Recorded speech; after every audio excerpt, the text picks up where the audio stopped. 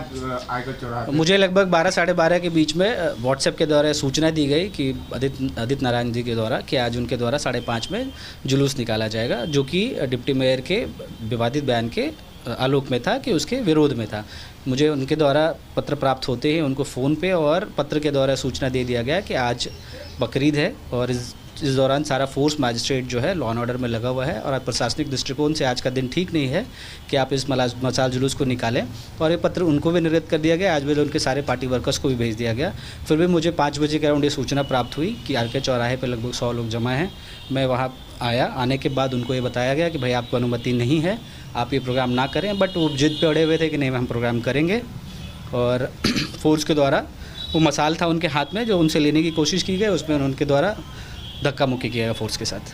लेकिन जो उन्होंने आरोप लगाया कि कई लोग घायल है, लाठीचार्ज की गई पुलिस को? नहीं, कोई लाठीचार्ज नहीं की गई है।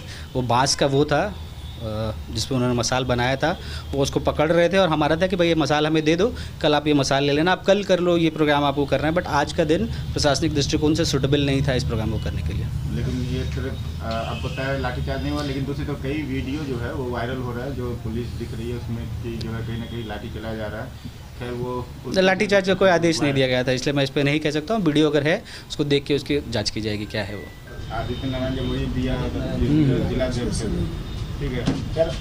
आज क्या मसला आखिर हुआ कि अरे भाई इसको लाठी चलानी पड़ गई बीजेपी कार्यकर्ताओं? देखिए, मसला ये हुआ, पहले तो लाठीचार्ज जैसी बात नहीं हुई है। हुआ ये है कि अमुक पार्टी के कार्यकर्ताओं के द्वारा आज मसाल जुलूस निकालने के लिए की सूचना दी गई थी अनुमंडल पदाधिकारी महोदय को, जिस पर आज की स्थिति को देखते हुए, बकरीद पर्व को देखते हुए, फोर्सेस का जो इंगेजमेंट है, जो डेपुटेशन है, उसको देखते हुए, लॉ एंड ऑर्डर की स्थिति को देखते हुए रिटर्न में उन्हें इस जुलूस को नहीं निकालने के लिए स्पष्ट कहा गया, फ़ोन द्वारा सूचित किया गया। उनका फ़ोन ऑफ आने पर थाना अंतर्गत जहां उनका घर पड़ता है, थाने प्रभारी को भेजकर उनसे बात किया गया। थाना प्रभारी ने उनसे हमारी बात करवाई, हमने बात कर उन्हें सूचित किया, समझाने का प्रयास किया कि आज के दिन मसाल जुलूस को नहीं निकाला जाए, स्थगित किया जाए, कल या परसों जब भी वो उसकी अनुमति पुनः लेंगे उन्हें मिल जाएगी, वो कर सकते हैं।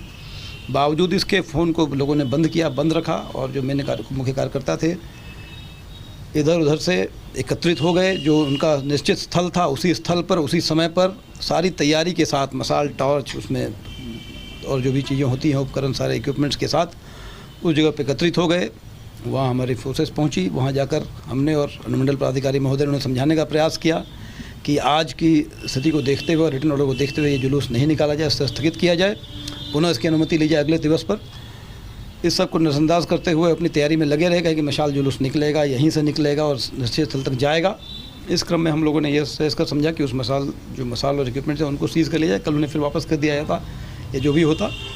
उसी क्रम में नोक-झोंक, धक्का मुक्की वो करने लगे और कुछ युवा जो कार्यकर्ता थे, युवा लड़के थे, उन्होंने काफ़ी धक्का मुक्की की।